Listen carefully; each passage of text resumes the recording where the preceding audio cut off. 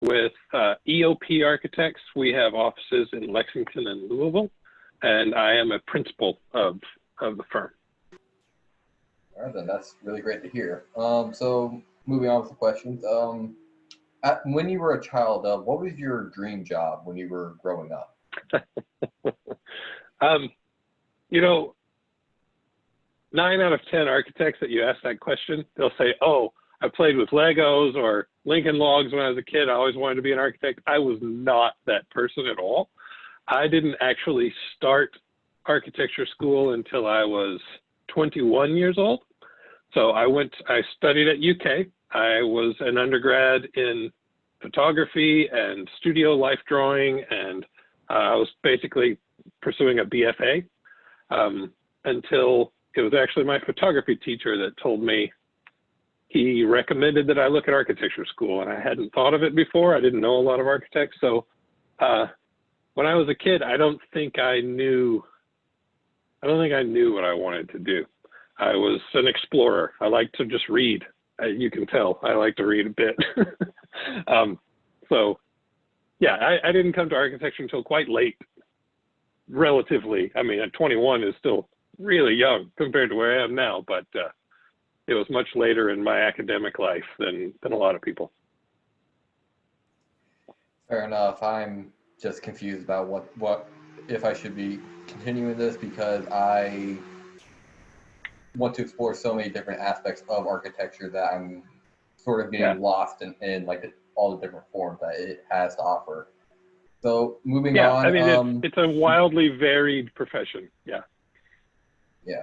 So moving on, what is you already kind of answered this with you saying that you graduated from UK, but what was your background and educational experience? So I grew up in Western Kentucky and then went to UK, like I said, as an undergrad studying in the fine arts program. I actually started for one semester, honestly, in engineering and realized really quickly that was not what I wanted to do. So I went into the fine arts, started architecture when I was 21, ended up there doing what we had then was called the Bachelor of Architecture. It was a 5-year professional degree in architecture. A professional degree in our language means that once you have that degree, you're able to sit for your licensing exam, which is the equivalent. You always hear about the lawyer's bar exam. We have a very similar procedure with architects, and just to be able to take the exams, you have to have a professional degree. So at that time, UK offered a 5-year professional degree called a Bachelor of Architecture. After I graduated from that in the late 90s, very late 90s, 1999 actually, I actually went on to grad school and got a Master of Architecture at Cornell University in upstate New York. We call that an MArch 2. It's a second professional degree. I didn't need it to get my license as an architect, but my intent was to teach. You probably have a professor in the College of Design named Jason Scroggin. Jason and my wife and I all met in first year in architecture school, and we've been very good friends ever since. So Jason and I both did the same thing, got the BArch, went away, got a Master of Architecture so that we could teach. I ended up going into practice instead, and Jason's teaching, but I show up from time to time on reviews around the school. That's really great to hear that Jason started around the same time as some other really great architects. Yep. So really great to hear that. Moving on, when you were starting your career as a practicing architect, did you expect to be in your current position? No, not at all. So I'll give you a brief background. So like I said, after I finished my BArch, I met my wife in architecture school. So after we graduated, we immediately moved to Louisville. And I worked in a small firm in Louisville called Architectural Artisans, where I was wearing a t-shirt and jeans to work every day because we had an architecture office on the upper floor, but a wood shop on the first floor. And we were designing and building furniture and, installations inside of buildings. So it was very uncommon for me in those days to actually design whole buildings. We were doing little pieces of buildings. And then in order to sort of get better mentally prepared for graduate school, my wife and I moved to Portland, Maine. My wife's family had a summer place there. I got a job in a small firm there of about 12 people. I was doing a lot of multifamily housing projects and some restaurants and hotels. Then went to graduate school. After graduate school, the firm I had worked for in Maine called me and asked me to come back to do one project. And that never believe anyone if they say you're coming to do one, because you're not. I actually was there for 12 more years before we finally moved from Maine back to Kentucky in 2017. So I've only been back here 3 years. And in that time after graduate school, things got complicated. The 2008 recession happened. I graduated in 2005 from grad school. The recession happened, and the clients that I had developed were sort of positioned to take advantage of what are called historic tax credits. So the federal government will give you a tax credit that you can sell as a commodity, essentially, on the stock market, if you rehabilitate a historic building, a classified historic building through the National Park Service. And so those clients used me to help them get those tax credits. And so I kind of developed a specialty in the refurbishment of historic buildings. Completely unexpected. I did not study the historic preservation department. We didn't have a historic preservation department when I was at UK. It was completely accidental, but starting in around 2007, 2008, I was doing 2 or 3 of those projects every year. We were looking, primarily we were taking old historic mill buildings from the 1800s in and around New England, not just Maine, and converting them into everything from multifamily apartments to restaurants and shops, office buildings, all kinds of things. So these buildings primarily were abandoned in the early 1900s when we stopped manufacturing textiles and things like that in the US.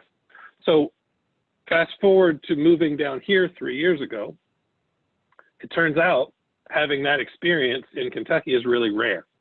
So in New England, there's so many old buildings. It's just sort of part of what I did. I came down here and that's turned out to be quite a specialty. And I was just awarded, just a month ago, the project to restore the state capitol dome. So the historic state capitol in Frankfurt is now, that's actually what I was working on when I put it away to make this phone call. We're just getting started. So yeah, that's a wildly unexpected turn. Studying at UK at the time, I would have called myself a modernist. I was not interested in historic buildings. I was interested in modern design. And here I am restoring the Doric capital Ionic capital of the state capitol dome, and I would not have expected to have done that before. So architecture will take you in many different directions, it seems. Yeah. All right. That's true. Yeah. So moving on, I know that right now we aren't in a very typical type of time, but what does a typical day look like for you? Okay. For me, as opposed to a lot of the other, the younger people in the office, I have to do 2 things. I have to run a business and be an architect. So, I'm designing buildings, and I usually have a team of, 2 or 3 younger, we call them intern architects, working for me that help me. I don't draw as much now as I used to. I write a lot of letters, and I do a lot of emailing and make phone calls, and I'm doing, a spreadsheet of the cost analysis of what it's going to take to restore the dome.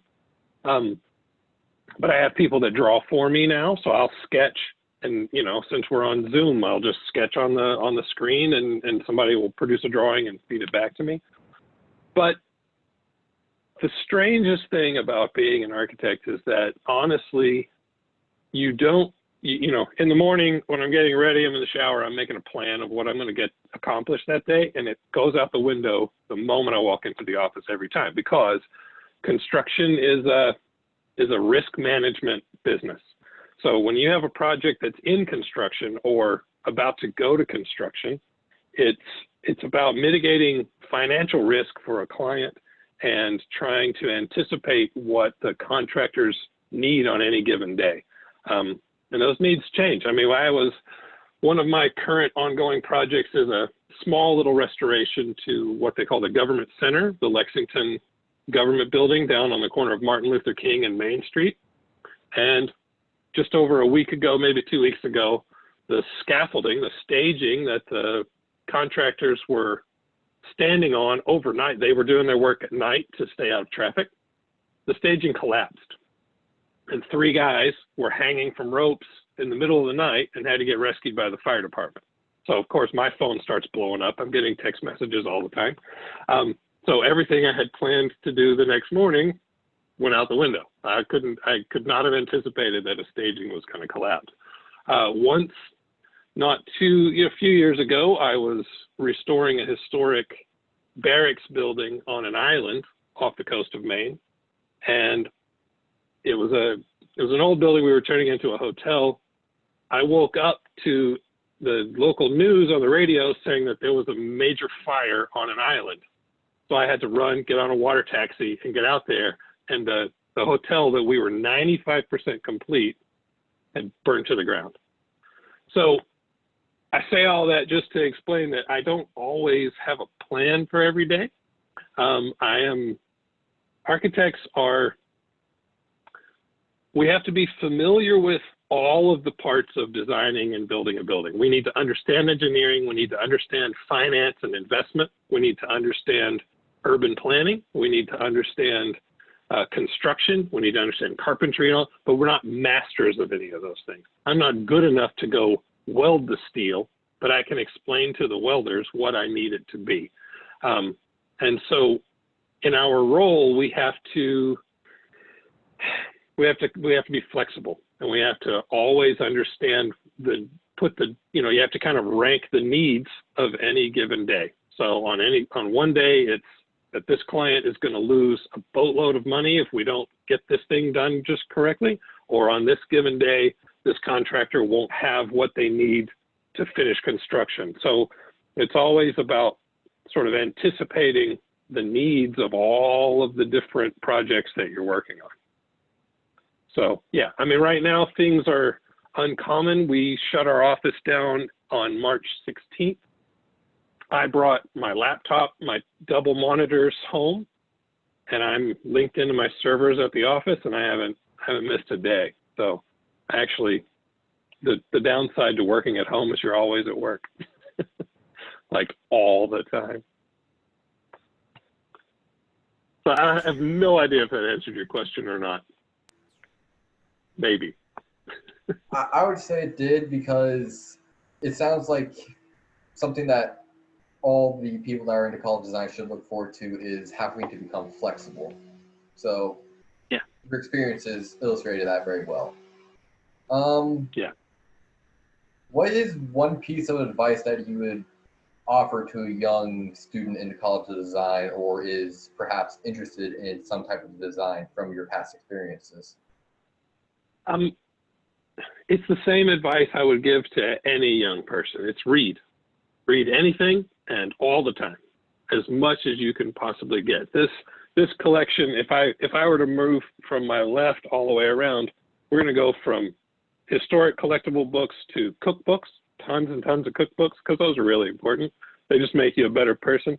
And then I have philosophy and literature, and then I have a whole art history section, architecture, architectural history. I have a section on science, a section on general history.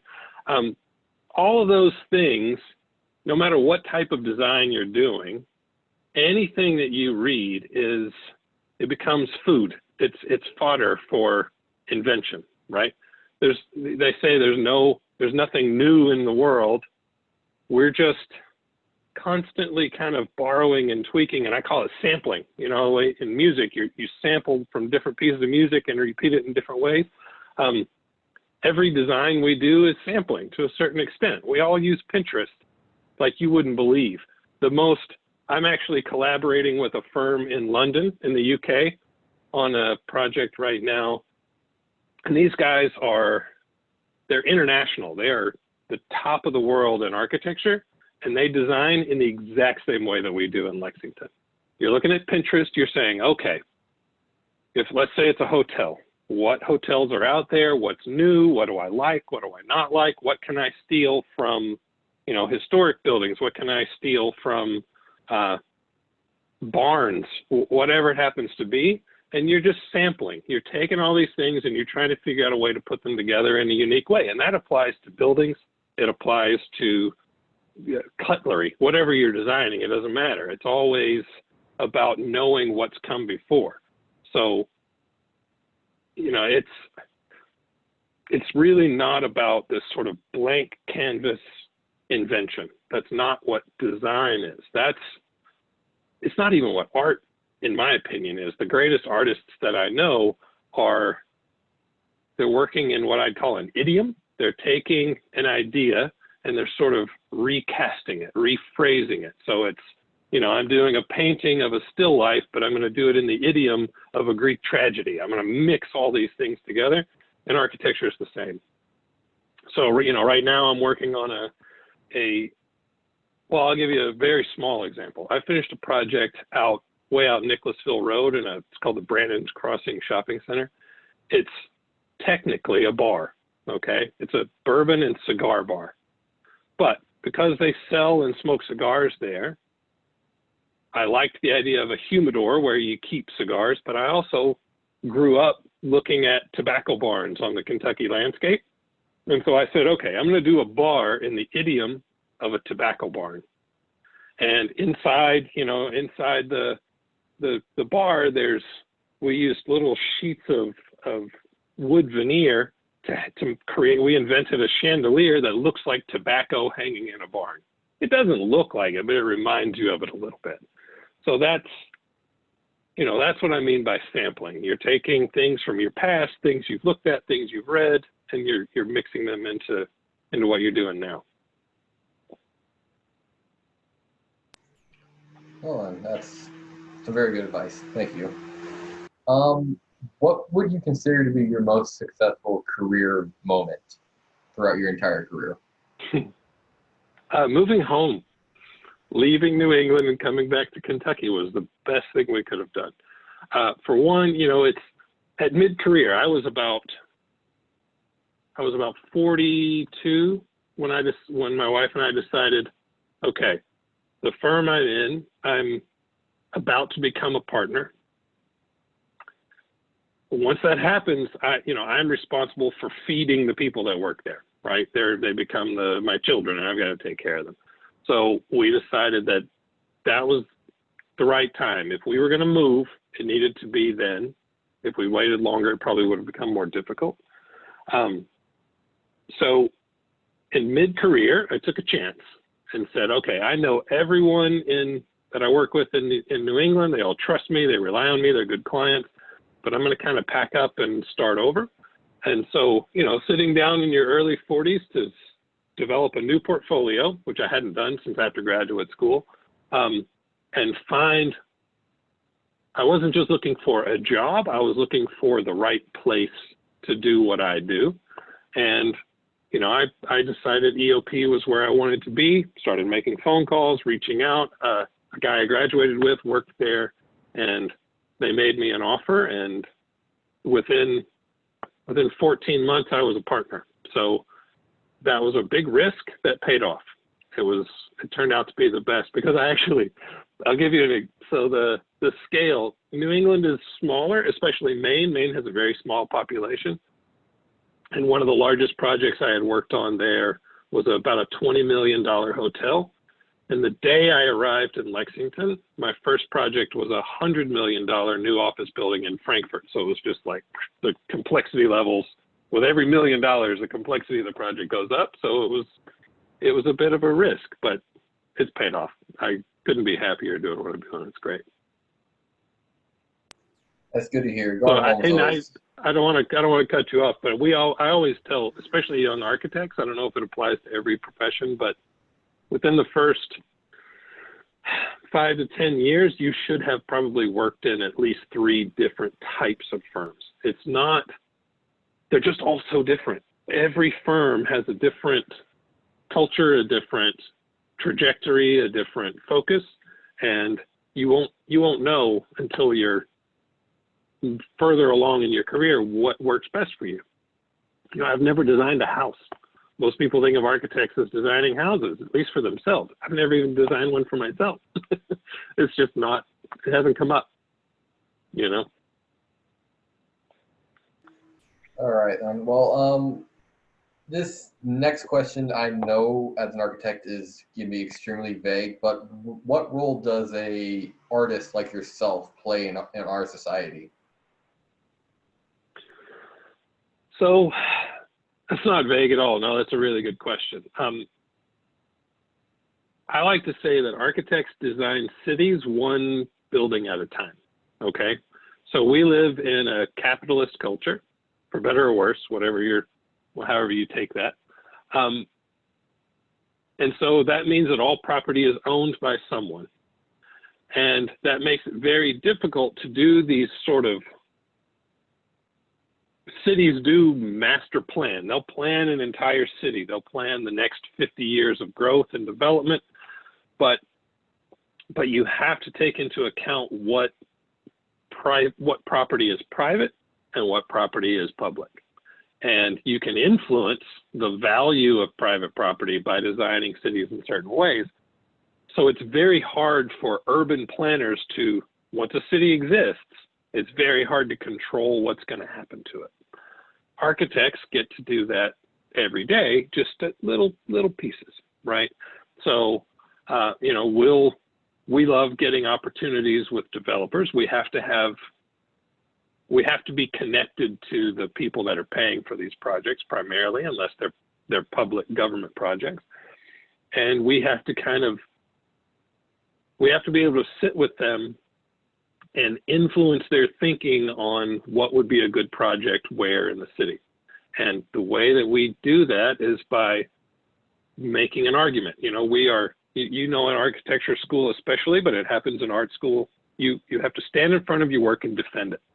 Right, we used to call it the jury system. Now they call it reviews, which sounds a little less intimidating. When it's a jury, it's like your ass is on the line. So, pardon my French. So we have to do that every day. We're always trying to convince the government or private developers what is the right project and the right way to do architecture on a piece of property that will have the best impact on the city.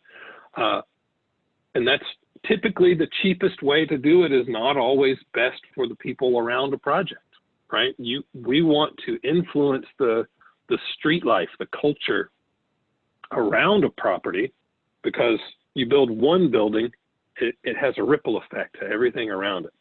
Sometimes you build a building and it wipes out businesses. You build a new a new Walmart, and all your local businesses in another part of town go away. So you have to be aware of these things. So we have to have an understanding of economics. We have to have an understanding of urban planning, because every decision that we make, even if it's just a matter of, it sounds stupid, the reflectivity of the glass on a building has an impact on the city around it. So that's the scientific level, and then there's the economic level. That's a pretty broad way to say that, design matters.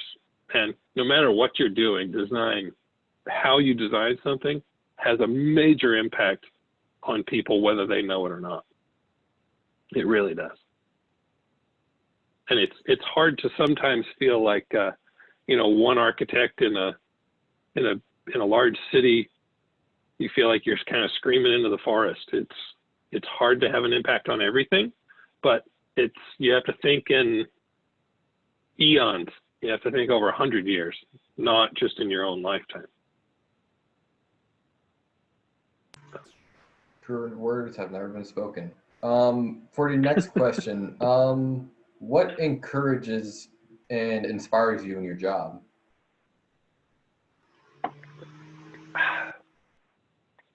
I love a good challenge. So a lot of firms, one of the reasons why I chose EOP is because a lot of firms specialize, okay? There's a firm in town called Ross Tarrant. They do very good design, but they are school designers. That's what they do. And so in order to become a school designer, you have to devote everything to that, we'll call it a genre, a type of design, right? A typology.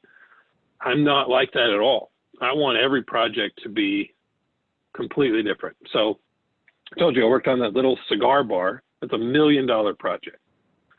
Right now, I'm working on about $170 million bourbon distillery. That's a whole resort.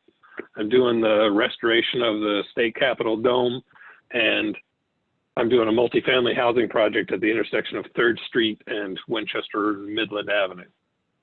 None of those have anything to do with one another. They're completely different. So over the weekend, you know, yesterday was a holiday. I was working, which is sort of typical for architects. But I was having a conversation with a client for the distillery and a professor at UK he's actually a professor of mining engineering. So he studies how air gets trapped in a mine and can't get out. Because in a mine, that can be a problem. It could be carbon monoxide, it could be explosive gas, whatever. Turns out his skills are really useful in designing the storage warehouses for bourbon barrels. Who would have thought, right? So my client and I had a 2-hour conversation about air getting trapped inside of a bourbon warehouse so that we can design a better warehouse. I love that kind of stuff. That's what I live for. It's a new book to buy, to put on the shelf. It's something I didn't even know I needed to understand before, right? That's where I get my inspiration, is just being thrown in the deep end and having to figure out how to swim. That's what I like to do. It's good. I'd never designed a cigar bar before I designed the first one. I don't want to specialize in it. That's goofy. It was no fun. And as a last question before we head into our Q&A segment, what would you like to do next, and what are your current goals? Well, so having only been a partner, principal of the firm for just over a year, and I don't know if you noticed, but the world economy's collapsed. That's my next big challenge, is, you know, on the fly, learning how to run a business during a pandemic. It's not easy. We are in a transition period where we have some of the founding partners, the E, the O, and the P of ELP, are very close to retirement. And so it's time for myself and my colleagues to take on those new roles and become the leaders of the firm. So that's really my focus right now. Every day I'm still an architect. I still design buildings and go after projects all the time, but now I'm actually involved in the strategic thinking about what types of projects we go after. You know, which clients should be our new allies, which types of projects should we stop pursuing, those types of things. So that's sort of the level that I've moved into now. It just makes life way more difficult, but that's okay. I'll figure it out. All right, thank you very much for answering all of those questions. Now we are in the Q&A segment, so if anyone here has a question that they would like to ask, now's the time to ask it. Piper? I have a question. Does my audio sound okay? Can you hear me? Yeah. Yes. Yep. Okay. My question was, what's your favorite project that you've worked on?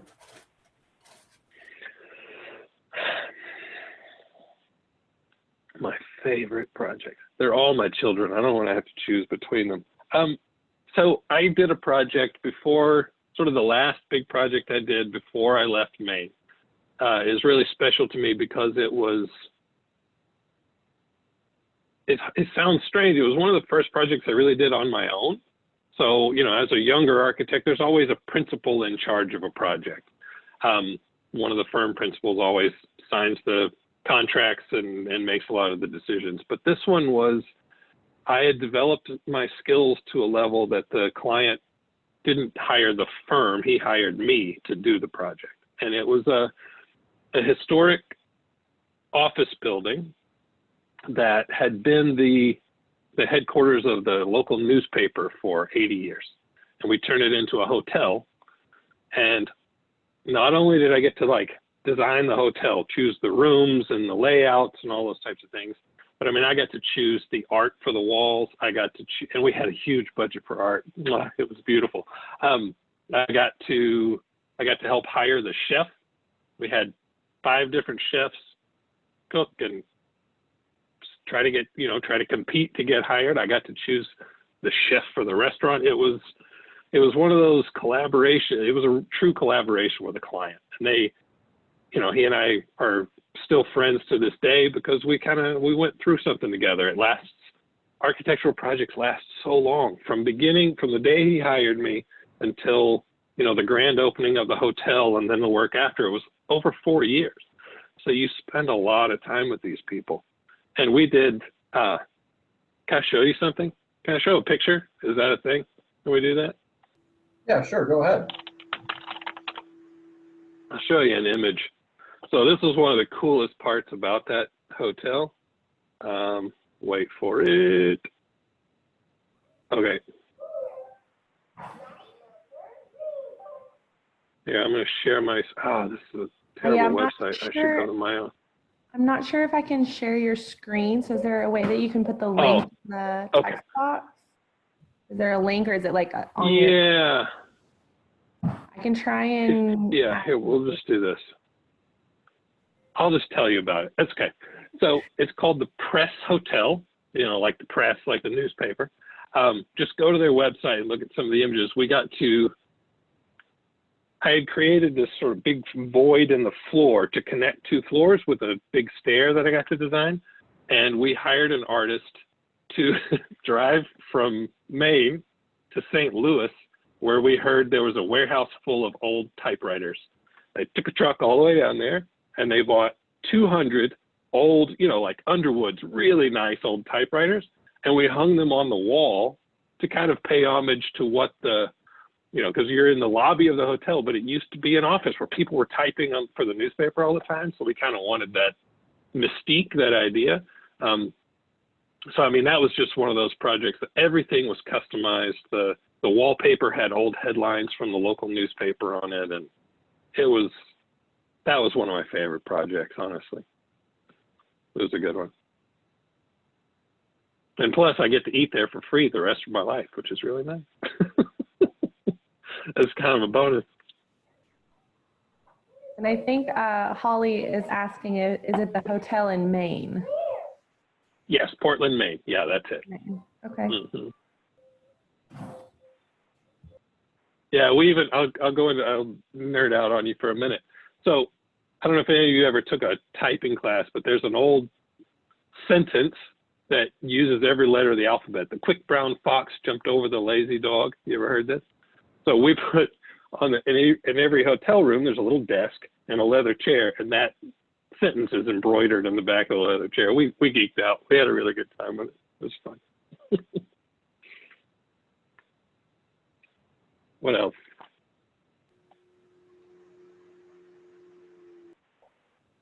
I have a question. Okay. What's your favorite book?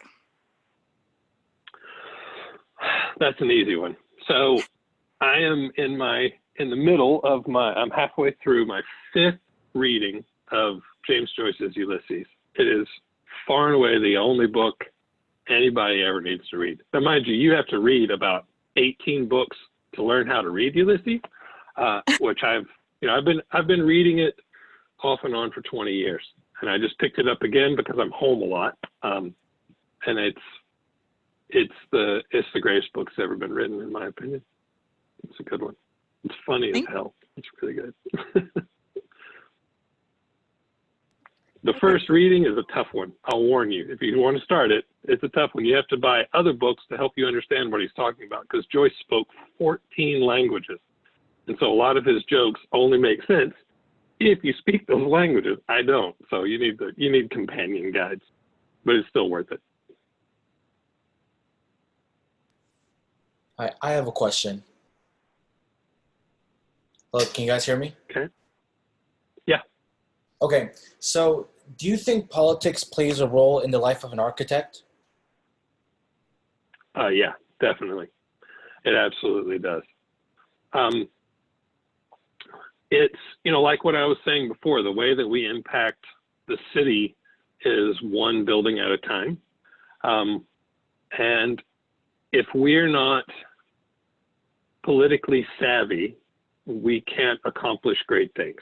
So one of our most important jobs as an architect is putting the right people in touch with the other right people. Sometimes that's connecting people with money. Sometimes that's connecting people with power. It's one of those, I'm in a job where I need to, in any given day, I need to be able to sit down and have a conversation with a plumber and then leave that meeting and have, we've got to get along because the plumber, we have to see eye to eye. We have to understand one another. There's a certain level of politics to that. But then I have to leave that meeting and I have to go have a meeting with the mayor or the governor. And we also have to be able to talk the same language and understand one another. So to me, that is sort of politics in the broadest sense. It's one of those things where I need to be able to see what others see. I need to understand the position of someone else so that I can make decisions that will either help them or help them get on board with what we want to accomplish. So yeah, there's consensus building. There's, I get interviewed by the newspaper sometimes. There's a hell of a lot of politics to what you say and don't say, and you learn that the hard way. Yeah, there's a lot of politics, for sure.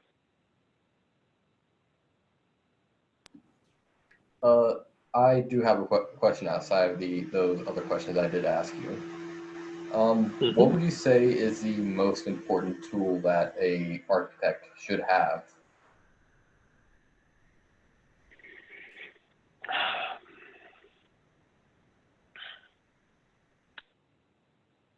I'm gonna give it debating skills. So like I said, when you're presenting your work, you have to make an argument.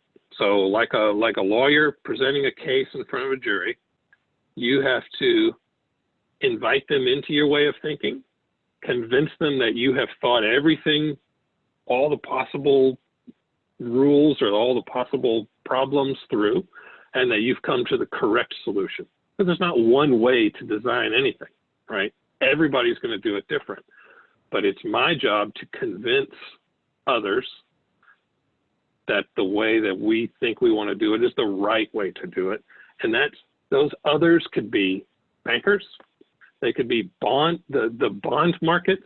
I don't know if you pay attention at the end of the day to like marketplace, you hear about the stocks and bonds. Stocks are important. We all get those, but the bond market is crucial to the world of architecture because most projects are funded through the sale of bonds. So that's not something they can teach you in school. You have to kind of figure that out on your own later. So if I have to convince someone to put $100 million on the table, they better be convinced that I'm not going to lose it or ruin it or waste it, because I can make a mistake. I had one poor guy, he was young, probably in his mid to late 20s, working on the Press Hotel project. He made a mistake on a drawing. He drew something incorrectly from what was actually in the field. We got into construction, and that little mistake he made cost $90,000 to the owner. So I came in and I sat down with him and I said, Mike, I'm not blaming you. We make mistakes. This is why we have insurance. It's fine. But I want to show you that you drew a line, you connected two lines when you should have gone through and connected to it cost $90,000, and the owner gave me hell about it. Now I have to sit there and take it because my guys are me. I don't say, well, that was my guy. He did that. No, it's me. I represent the whole firm. So being able to sort of calm people down, because when somebody's got a $20 million on the table, they can get very emotional. And so my debating skills, my ability to make an argument, to calm someone down, to talk them into or out of something is critical. I mean, whatever I want to design, if I can't explain that to someone and explain why they need to spend a whole bunch of money on it, they're not going to do it. So that moment when you're in architecture school of presenting to a reviewer, to your teacher or to the invited guest critics, man, that's important. That's why we do it so much. It's hard. You want to cry half the time when you're in school because they're telling you your work is shit. And that's okay. That's what you have to get used to that, because you have to have somebody tell you, I've had people look at me and say, I just don't like it. And instead of getting defensive, I have to say, that's fine. You don't have to like it. Sometimes buildings aren't beautiful, but this is why we've made these decisions. This is why the building looks like it does. It's not arbitrary. I didn't just make it up. There's something making it, have a weird corner, whatever it is. And so my ability to explain things to someone is probably the most important thing.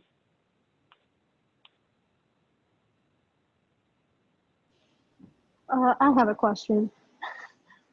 Hi, I'm Marina. But I was wondering, when you choose like where you want to go for like internships, like probably over the summer or during winter break, like what would you suggest, like between big firms or small firms coming in college, It depends on a lot. I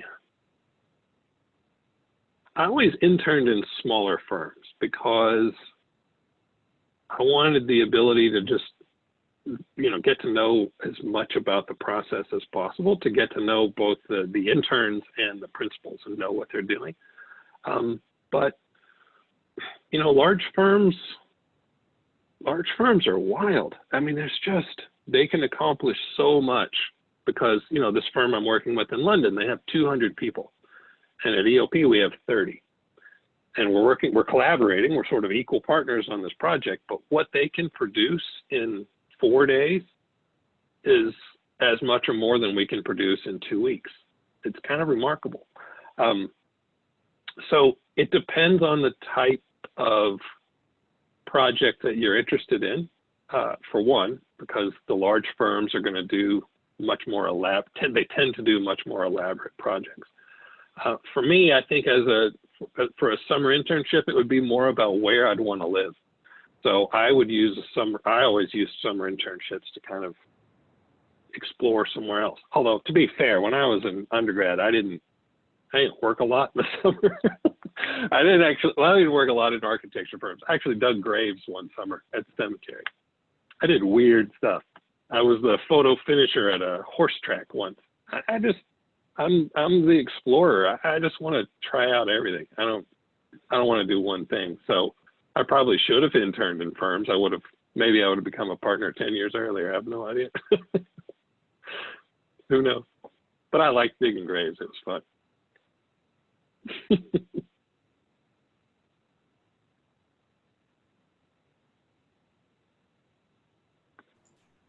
So, again, I have our question. You said that when you were in school, you were interested in more modern style of architecture, correct? Sure. Yeah. Who would you say is your favorite architect that practiced in modern style?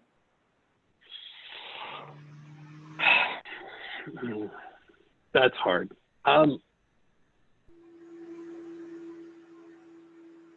So things have changed a little from, I've spent some time at the school, especially being friends with Jason. I sit on his reviews a lot. I've been on other people's reviews. When we were in school, this is going to sound kind of absurd at first, but I'll explain what I mean. We didn't design buildings very often. What we were doing were what we would call installations. So we meaning myself and my wife and Jason and my close friends and the teachers that we were sort of drawn to, we were doing analogies to buildings. So rather than draw floor plans and put it on the wall and say, if we built this as a building, it would be this, this, and this, and build a model or whatever. We were actually going through the whole process. So when you do an installation in a gallery, you have to draw it, you have to go fabricate it, and you have to build it and install it. And then people are dealing with the thing, the one-to-one thing. So in graduate school, I did, you know, these boxes that would open, and some of them had speakers in them. They were playing sound effects, and you'd put your eyes and look through, and you could look at a drawing. That was the thing. It didn't represent a building. It was what I designed. So the people that I really was drawn to were people that weren't designing buildings. Elizabeth Diller and Ricardo Scofidio, now called Diller Scofidio Renfro, they were at the time in their late 50s, early 60s, and they had never designed a building, not one. So they had done installations all the time. Now they're famous. Now they've done tons of buildings. They did the High Line in New York, and they did, you know, part of the Juilliard School, all kinds of things. But at the time, they were experimenting with materials and with philosophy and art and criticism and all these things. So I really liked the sort of strange architects. Daniel Libeskind was a big influence on us because at the time, he hadn't won the Jewish Museum in Berlin yet. And he used to come visit. He taught at UK. That was his first job after graduate school. He's about yay tall, little dude, and this was his first job. That's why Jerzy Rosenberg taught here, because they went to school together. They were friends from NYU. And so when he was coming here, he was doing installations, trying to get his first commission. They say you're never a good architect until you're 50. Nobody can be a good architect until they're in their 50s, because there's so much to learn. It's so way too complicated. You can't learn it in school. So those installations, those sort of more art-leaning projects tend to, they're better places for investigation. They're more fun, more interesting. So it wasn't modernism per se, like Le Corbusier. It was more people doing weird stuff. That's what I liked. You know, Labius Woods, Raymond Abraham, John Haydock, who ran the Cooper Union School for Art and Architecture in New York for a long time until he died about 12 years ago. John was doing, you know, sculptures in park plazas. He was doing these strange, they look like animals, but they're, you know, they impact the city. They impact the things around them. And that's Hejduk. If you don't know John Haydock, you should look him up. He was a phenomenal architect who built very few actual buildings. So those were the people I was drawn to. Okay, hi, I'm Holly. This question's gonna has nothing to do with architecture, but do you pronounce your last name Gough? I do, That, yeah, I just like it yours. spelled differently. Okay, I just thought that was cool. Yeah, no, it's an old Irish Gaelic name. Your spelling is more appropriate over here. No one can pronounce my name correctly. Well, Except for, strangely, these guys in London, they can do it. Oh, yeah, I gotcha. That's neat. Oh, actually, I did have a question. So my dad is a loan officer, so he was in charge of like giving off loans. So when you have like $1 million project, does your firm take out the loan, or does who employ you take out the loan? No, it's the developer, the client borrows the money. So we essentially become, our work becomes an exhibit for the bank. So the bank looks at our drawings, and the bank looks at our cost estimate for what it will cost to build the building, and they will make a loan to the client based on that value. So that's why what we do is so tied up with economics and those types of things. We have to know, we tend to, especially with commercial buildings, we estimate how much a building is going to cost based on a cost per square foot. So we know that a modern sort of Class A office building is going to cost from the ground up about $225 per square foot, roughly. and that gives them an idea. And then the construction loan process is much more complicated than a home loan. Obviously, your father probably knows that. There's a bit of flexibility built into what the total cost is going to be until you get to the point where you sign a contract with the builders, with the contractors, and they'll give you an absolute fixed cost. But yeah, one of the important things that we do is try to help a client understand the range of costs until you get further along. So we have to make predictions really early on based on what they want to build of what it's going to cost before we ever get to the contract. And it's when contracts go out to bid, so multiple contractors will compete against one another to get the project. And typically, not always, typically the lowest bid wins. Well, it's always a very stressful day for us when the bids come in, because we find out how accurate we were for the last 18 months, right? We find out, were we 25% too low? And now they don't have enough money because the bank's based on our estimate, and now we need 25% more. So that's how we do. We don't actually take any of the loans ourselves. Okay. I wasn't sure, so I thought I'd just ask. Yeah, that's fair. Yeah. I have a question. I was wondering how much paperwork do you do in a day? Because I remember back over at AAECom, like architects barely looked at, up off their desk. Yeah, I mean, it depends on what you consider paperwork. Like, I spend an inordinate amount of time emailing people all the time. That's, I guess, technically that's kind of paperwork. We do less paperwork before construction when we're designing projects than we do once construction starts. During construction, every single material that goes into a building comes to us for approval. So that's the types of screws, the number of screws, the type of window, the type of roofing, the type of brick. And I'll get, some of my paperwork is literally a box of bricks. They'll send me the bricks and say, which one do you like? When I do historic projects, I'll get a box with little glass vials full of sand, different types of sand that goes into the mortar in the masonry. So yeah, it's a lot of paperwork, but everything now is primarily digital, except for the boxes of bricks. Those can't be digital. And we are, we model everything. We don't do just plans and elevations anymore. It's all drawn in 3D. And so we have information embedded into that model that I can check. So when somebody sends me a thing and says, what types of screws would you use? I might have that information embedded into the model.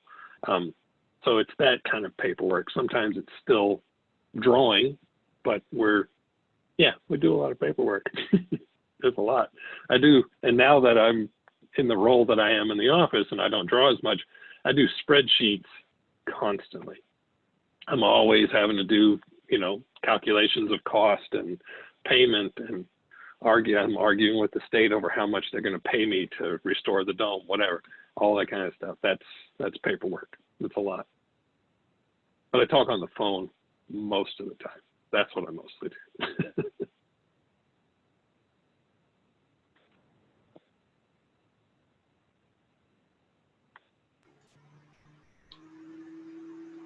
Unless anyone else has any more questions, I think that might be it.